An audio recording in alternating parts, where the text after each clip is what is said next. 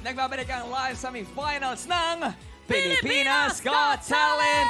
And again, we say congratulations to JB Bangkaya for making it to the grand finals. Good job, bro. At may isa pang act na makakasama si JB Bangkaya sa grand finals. Jessie J and Dwayne, good luck to the both of you. Ngayon, judges, sino sa kanilang dalawa ang gusto nyo pang makita sa grand finals? Kailangan namin ang inyong desisyon at magsisimula tayo sa iyo, Kath. Congratulations sa inyong dalawa. Umabot kayo sa semifinals. But tonight, I have to pick one. And my vote goes to Jessie J. Congratulations. May isang boto si Jessie J mula kay Judge Kath. Dumako naman tayo ngayon kay Judge Donnie. Maraming salamat guys sa lahat ng effort na pinakita nyo sa amin.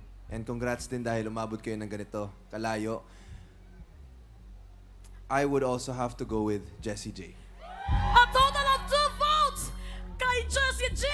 Jessie J, isang boto na lang ang kailangan mo at pasok ka na sa ating grand finals. Ngayon naman, tanungin natin si Judge FMG. Boss. Alam mo, nahirapan kaming to make this decision kung sino ang pangalawang pupunta sa finals. But I have decided to go with Jessie J. With 3 votes, Jessie J, pasok ka na sa grand finals. But let's make this official. Tanungin muna natin ang magiging boto ni Judge Eugene. Panahon mo na, Jessie J. Magkita-kita tayo sa finals. Dwayne, thank you. You really did well.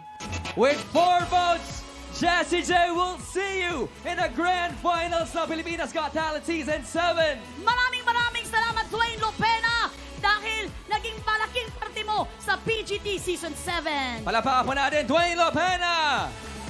Grabe! Eto na, kapamilya, nadadagdagan na sa listahan ang ating PGT 7 Grand Finalists. We got JB Bangkaya and Jessie J! Good job, you guys!